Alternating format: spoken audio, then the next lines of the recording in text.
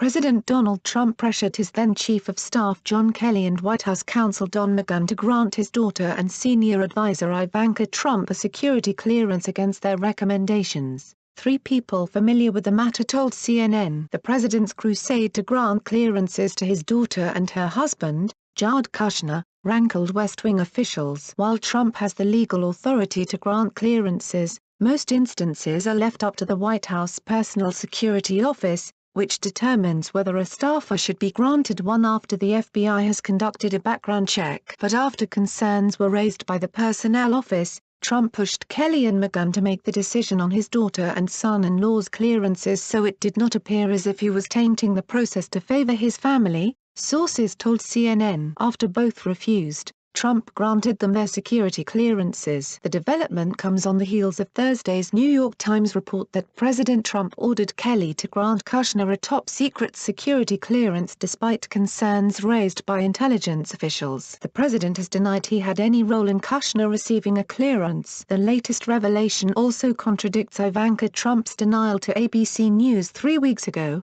when she said her father had no involvement regarding her or Kushner's clearances. Several sources told CNN it is feasible that she was unaware of the red flags raised during her background check process, as well as the president's involvement in it. According to a source familiar with her process, she did not seek, nor have, outside counsel involved in her process as no issues were ever raised. A separate person added that she was notified by career officials that her clearance had been granted. Kushner's clearance was downgraded in February 2018 after Kelly stipulated new changes to the security clearance system because a senior West Wing staffer with a temporary clearance was accused of domestic abuse by his ex-wife. Aides who previously operated on top-secret sensitive compartmentalized information interim clearances saw their access changed to secret, a classification for less sensitive material. In the months after Kushner's clearance was downgraded, Trump badgered aides about the hold-up with his daughter and son-in-law,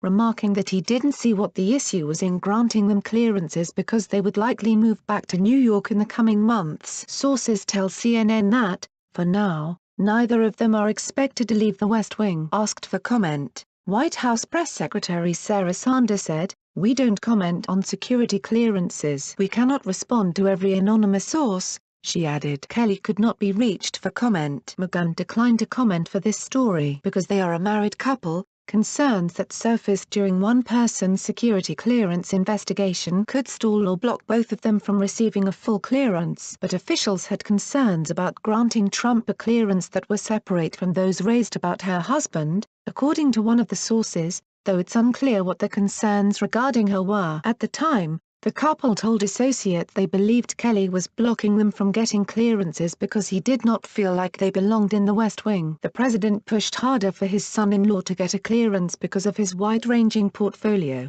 which includes a Middle East peace proposal, and because of heightened scrutiny on Kushner's inability to secure a clearance. Sources said his daughter's portfolio did not require a high-level security clearance, though as a senior advisor who sits in meetings with other senior officials, she is privy to sensitive information. On Tuesday, the White House rebuffed a request from House Oversight Committee Chairman Elijah Cummings, Maryland, who asked for documents pertaining to the security clearance process. White House counsel Pat Cipollone said the committee's request for the information was without legal support, clearly premature, and suggests a breach of the constitutionally required accommodation process. The White House's rejection increases the chances of a subpoena from the House.